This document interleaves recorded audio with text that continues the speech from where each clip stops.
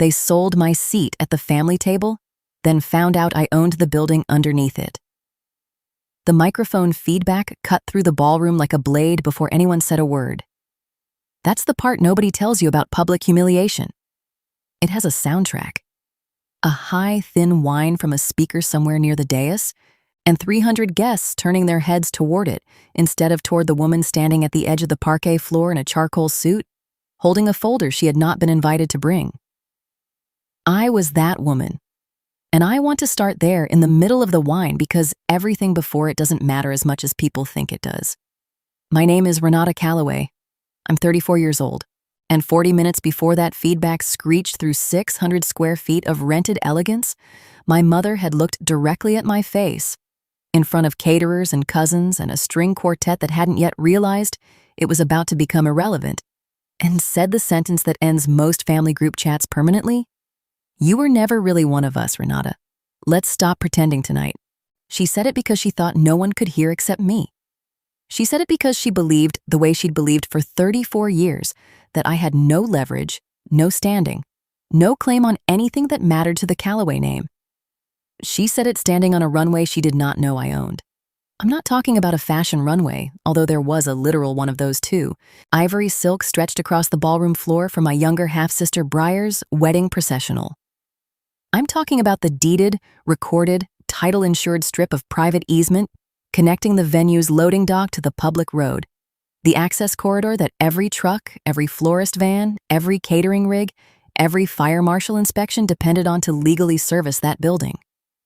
The Calloway family had spent 11 months and, I'd later confirm, just under $400,000 planning a wedding inside a venue whose only legal vehicular access ran through land registered to a holding company I controlled.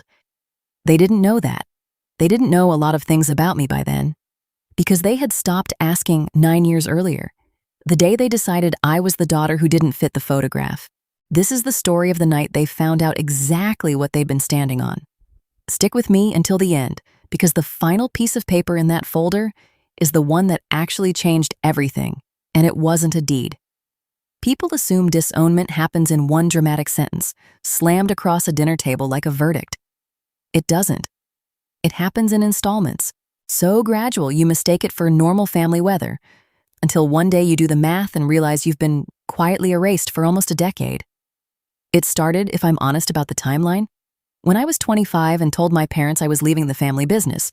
Calloway & Vire, a mid-sized commercial real estate development firm my father, Holt Calloway, had built from a single Tulsa strip mall into a regional player with projects across 4 states.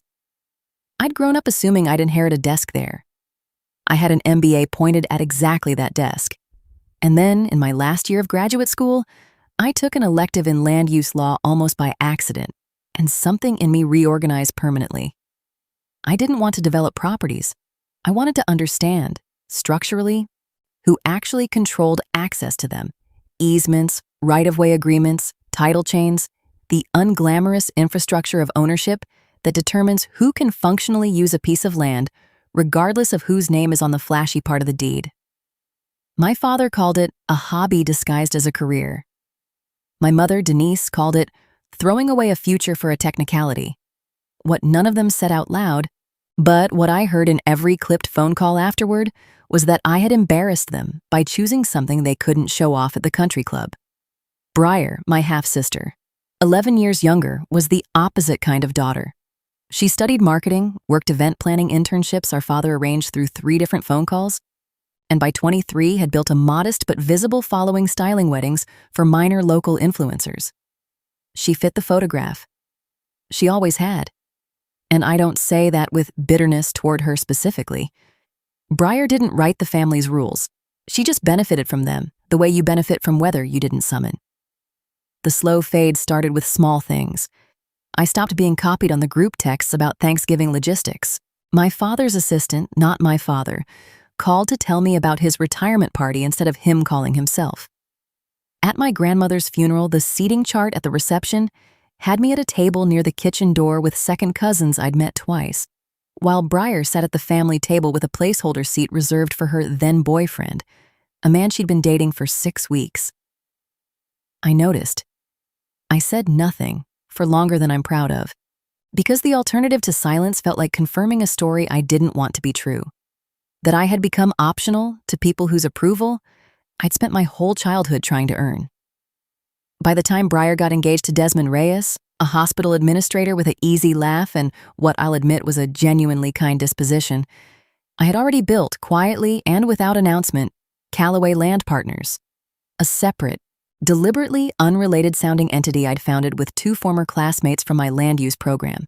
We specialized in acquiring overlooked parcels, drainage easements, abandoned rail corridors, the slivers of legally critical land that commercial developers routinely fail to secure before breaking ground, then had to pay enormous premiums to acquire after the fact.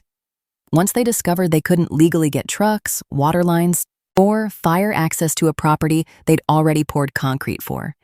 It is not a glamorous business. It will never trend on social media, but it is, when done correctly, one of the most quietly profitable corners of commercial real estate, because you are selling something that cannot be substituted. There is no competing vendor for a piece of land that happens to be the only legal path to a road. The venue Breyer chose for her wedding, and restored 1920s ballroom event space called the Aldridge House just outside Tulsa, had been developed 8 years earlier by a firm that, in their rush to convert a decommissioned mill building into a luxury event venue, had failed to properly secure permanent vehicular easement rights across an adjacent half-acre strip that had once belonged to the original mill's rail spur. That strip had passed through 3 owners in obscurity, taxes paid, nobody noticing its significance, until my firm acquired it 18 months before Breyer ever toured the property with a wedding planner. I didn't know, when she announced the venue at a family dinner I attended out of obligation, that it was connected to anything I owned. I found out 3 weeks later, doing what I always do when I'm bored on a Sunday, cross-referencing my portfolio's parcel IDs against new permit filings in Tulsa County, because that is apparently who I had become. My mother would have called it sad. I called it knowing exactly what I had built. When I saw the Aldridge House's address match a deed in my own portfolio, I sat at my kitchen table for a long time. Not gloating. Genuinely unsettled the way you feel when two unrelated parts of your life suddenly touch. I almost didn't go to the wedding at all. Here is the truth about being quietly excellent at something your family has decided is beneath notice. You stop performing for them entirely, and the work gets better because of it. In the 4 years between my father's technicality comment and Breyer's engagement, Calloway Land Partners had grown from 3 founders working out of a shared office space to a firm controlling across Oklahoma, Texas, and Arkansas 41 strategic easement and access parcels, several of which generated recurring 6-figure annual licensing income from developers who had no alternative but to pay us for legal access to their own finished buildings. My father had no idea this existed. I'd structured the company's public-facing documents under my mother's maiden name, Aldercroft, partly for professional reasons. I didn't want clients assuming nepotism with the Calloway and Vire name. And partly, I'll admit now, because some protective instinct in me didn't want my family to have access to anything else I built, the way they'd had access to and then discarded the version of me that wanted their approval. I found out about the easement situation at the Aldridge House on a Tuesday night. I confirmed it through Wednesday, pulling the original 1920s rail spur deed, the 2009 venue conversion permits, the 2015 access dispute filing the original developer had quietly settled out of court, and the 2018 acquisition record showing my own firm, Calloway Land Partners LLC, taking title to the half-acre strip that contained the venue's only code-compliant loading access. I'm going to explain why this mattered legally, because it's the entire mechanism of what happened later, and I don't want anyone listening to this assume it's exaggerated for drama. Tulsa County Fire Code requires commercial event venues with occupancy over 200 to maintain a minimum 20-foot clear vehicular access lane for emergency apparatus, in addition to standard loading access for vendors. The Aldridge House's main public-facing entrance fronted a narrow historic street that could not legally accommodate fire apparatus turning radius requirements. The building's only code-compliant emergency and loading access ran along its rear, across the half-acre strip my firm now owned, connecting to a service road. When the original developer converted the mill in 2009, they had negotiated a 20-year revocable license, not a permanent easement with the strip's owner at the time. A critical legal distinction almost nobody outside commercial real estate understands. A license is permission. An easement is a right. Permission can be withdrawn. A right cannot, except through specific legal processes. The original developer had cut corners, taken the cheaper and faster license agreement instead of paying for a permanent recorded easement, gambling that no future owner of that strip would ever bother enforcing the distinction. That revocable license had been renewed twice, automatically through the prior two owners, who had no idea what they actually held, and simply kept cashing a small annual licensing fee without examining the underlying legal structure. I was not those owners. When my firm acquired the parcel, our standard practice, written into how I'd trained my own team, in fact, specifically because of how thoroughly I'd had to relearn vigilance after years of being underestimated by my own family, was to audit every existing license and easement attached to a new acquisition within the first 90 days, and convert any underpriced revocable license into either a properly compensated permanent easement or decline to renew it. The Aldridge House's license, undervalued at $800 a year, a rate set in 2009 and never adjusted, came up for its routine 90-day audit in the same month Breyer got engaged. Though I didn't connect the two events at the time, my team sent a standard notice to the venue's current ownership group, informing them the license would not be renewed at its current rate, and proposing a market-rate permanent easement instead, at $24,000 annually, reflecting actual comparable access easement pricing in the Tulsa commercial corridor. The venue's ownership group, a small operating company with thin margins typical of boutique event spaces, panicked, negotiated for time, and ultimately signed an interim extension at a partial increase while they evaluated their options. All of this happening through my firm's commercial team under the Aldercroft name, with me reviewing but not personally signing correspondence. I never once, during this entire process, knew the venue had any connection to my own family. I found out it did 3 weeks after the interim extension was signed, when Breyer posted the venue announcement, complete with the same address my firm's paralegal had flagged in an internal memo. I sat with that knowledge for a long time before deciding what, if anything, to do with it. What I want to be honest about in this part of the story is that I did not plan a reckoning. I want to dismantle right now the version of this story where I'm some calculating mastermind who engineered a public humiliation as revenge. That's not what happened, and frankly, that version of events would make me no better than the people who'd spent 9 years deciding I didn't matter. What actually happened is smaller, colder, and more honest than revenge. I simply stopped hiding who I was, on a day when hiding had already stopped being optional for them. I was invited to the wedding the way you invite a distant cousin. You feel obligated to include. A single text from my mother 3 months out.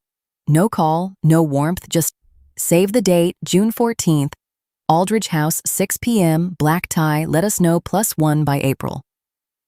I responded that I'd attend alone. I did not mention what I knew about the venue. I genuinely intended at that point to simply show up, sit in whatever distant seat I was assigned, watch my sister get married, and leave quietly the way I had at every family event for the better part of a decade. What changed my plan was a phone call 4 days before the wedding from my own commercial property manager, a no-nonsense woman named Priya Okafor, who ran day-to-day operations for Calloway Land Partners' Oklahoma portfolio. She called to flag a routine compliance issue. The Aldridge House had scheduled an event for June 14th with an expected guest count of 320, which exceeded the occupancy threshold tied to their current interim access agreement, which had been negotiated based on a 300-guest cap. In plain terms, the venue's ownership group had oversold their wedding's capacity relative to the legal access agreement attached to my land, and hadn't told my firm. If they proceeded with 320 guests without an updated agreement, they would be in breach of both their contract with us and, more seriously, the County Fire Code occupancy rules tied to vehicular access load calculations, the same access load calculations that determined how many fire apparatus and emergency vehicles the rear corridor needed to accommodate. Priya asked me how I wanted to handle it. Standard procedure would have been a formal notice of non-compliance sent to the venue's management, possibly requiring either a guest reduction or an emergency easement amendment with an associated fee. completed within 72 hours or the event would need to be postponed pending fire marshal review. I told her I'd handle this one personally. I want to be clear about my state of mind here because it's the honest center of this whole story. I was not thinking about humiliating my parents. I was thinking, with the cold clarity that 9 years of being treated as disposable teaches you, that I had a professional obligation to enforce a legal compliance issue regardless of whose wedding it happened to be.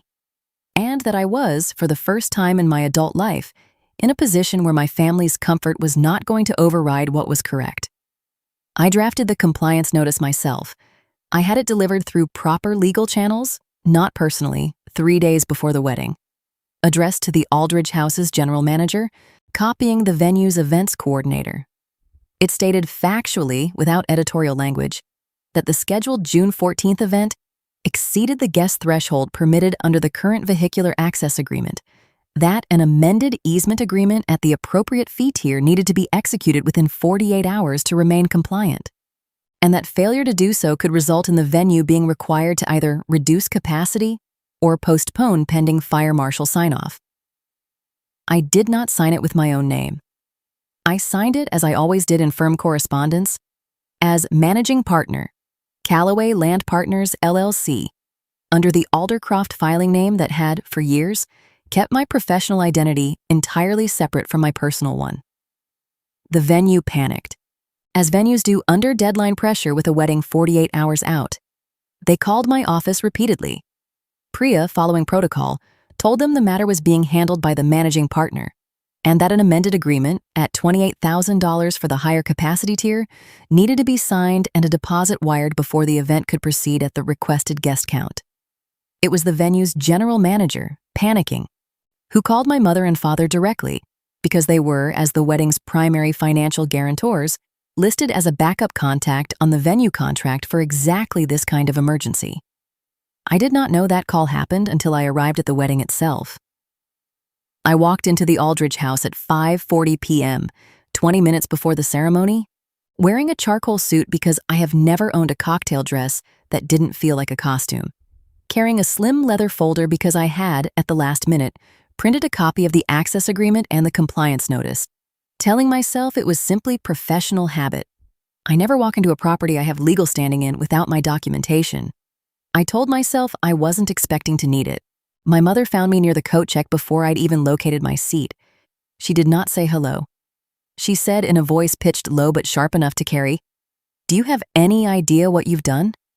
The venue called your father in a panic about some land company threatening to shut down Briar's wedding 2 hours before the ceremony.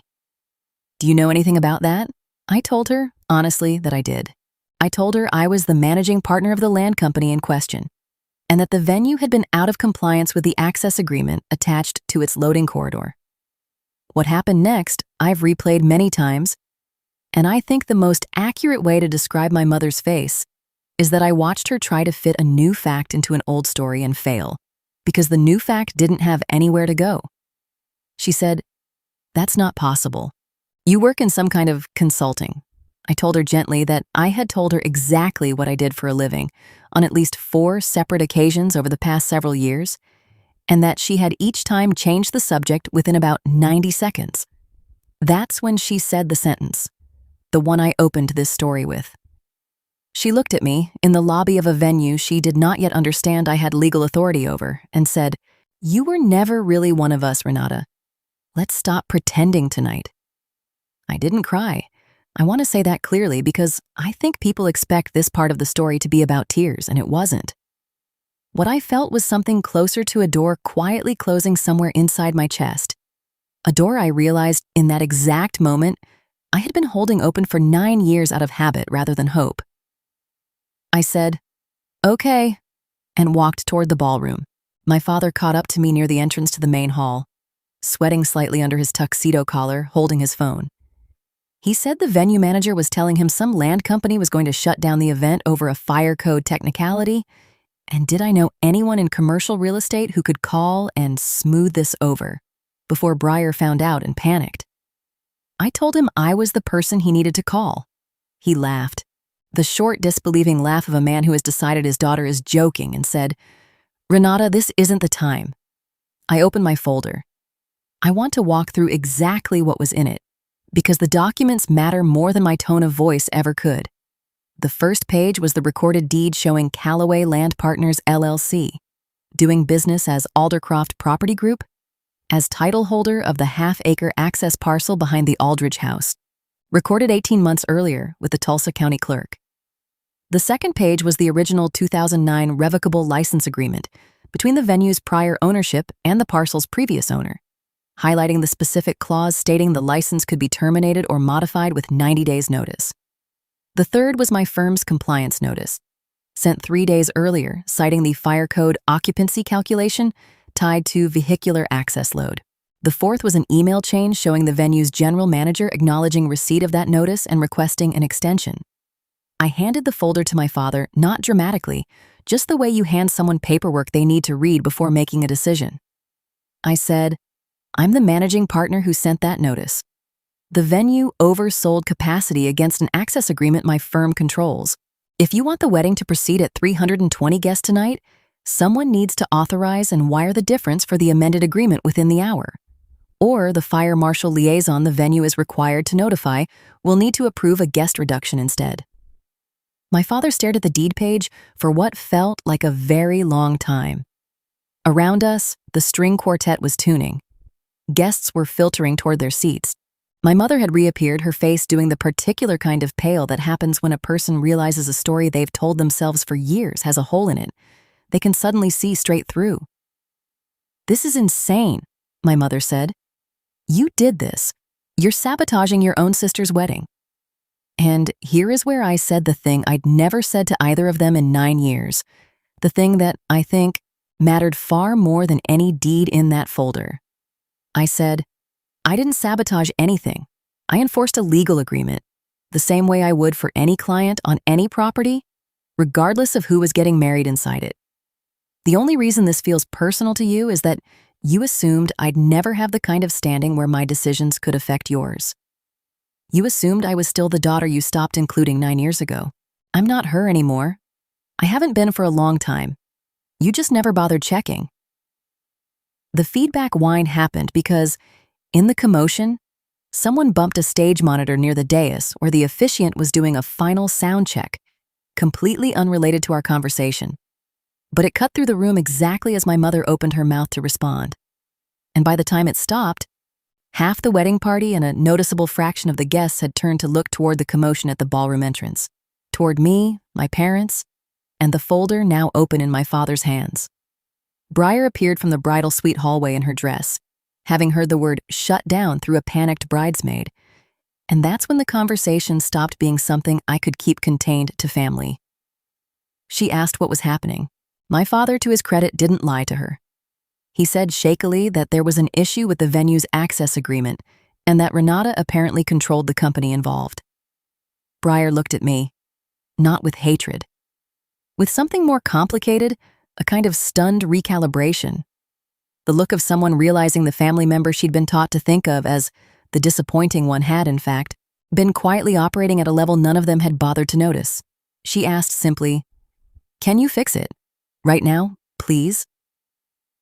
That question, not my parents' panic, not my mother's cruelty, is the moment that actually mattered to me.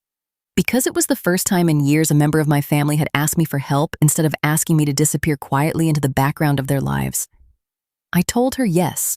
I told her I could authorize the amended easement immediately as managing partner, at the standard rate, no emergency markup, because I had never intended to actually block the wedding. The compliance notice was real and necessary, but the moment of crisis being used as leverage by the venue's panicked staff to call my parents, instead of simply paying what they owed, was not something I controlled. I called Priya, confirmed the wire authorization, and within 11 minutes, the venue's manager confirmed the amended agreement was executed and the fire code compliance issue was resolved. The wedding proceeded almost exactly on schedule.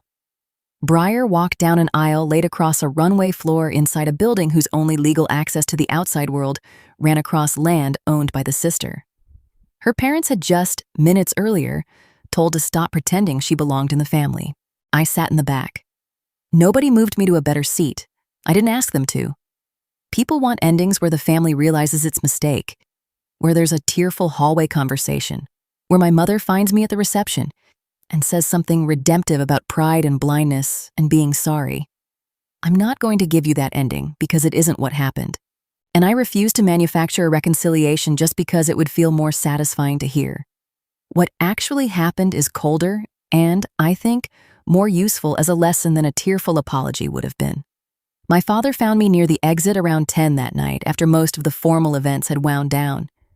He didn't apologize either.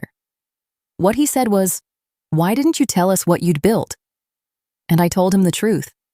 I had tried, multiple times across several years. In conversations he and my mother had each redirected within minutes because it didn't fit the version of me they'd already decided on. I told him that at some point, repeating yourself to people who have already decided not to listen stops being persistence and starts being self-abandonment. And I'd chosen, somewhere around year 6 of being quietly excluded, to stop abandoning myself for their comfort. He didn't have an answer for that. I don't think there is one. My mother never approached me again that night.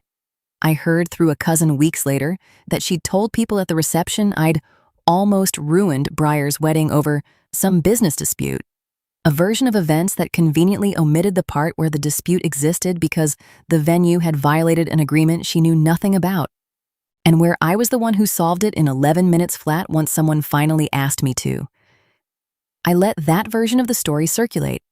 I didn't correct it publicly, because correcting it would have required explaining myself to people who, for 9 years, had decided my explanations weren't worth their attention. I had nothing left to prove to an audience that had already made up its mind. What changed in the months after was smaller and quieter than a reckoning, and more permanent. Briar started calling me. Not constantly, not performatively, but real calls, asking real questions. The kind of conversation you have with someone you're trying to actually know rather than simply tolerate. She told me on one of those calls that watching me open that folder had been the first time in her life she'd seen someone in our family operate from documented fact instead of inherited opinion, and that it had quietly rearranged something in how she saw both of us. My father reached out twice, both times with logistical questions about commercial property. Not personal calls, but not nothing either. I answered both, professionally, the way I'd answer any client. I noticed I felt no particular need to make those calls warmer than they were. That neutrality, more than any apology I never received, felt like the actual healing part. My mother and I have spoken exactly once since the wedding, a brief, stilted call about a medical scare involving my grandfather. We were polite. We were not close. I don't expect that to change, and I've stopped grieving the version of her that would have made it change, because I finally understand that version was never real. I built her in my imagination out of hope, not out of evidence. Here is the boundary I set, the one I want every listener carrying their own version of this story to hear clearly. I did not cut my family off entirely. I did not need a dramatic exit to feel resolved. What I did was simpler and, I think, more sustainable. I stopped offering access to parts of my life that hadn't earned curiosity from them in the first place. They get the version of me that shows up at required events. Polite, present, professionally composed. They do not get the version of me that explains herself, that seeks approval, that shrinks her own accomplishments to fit comfortably into a smaller story about who I'm allowed to be.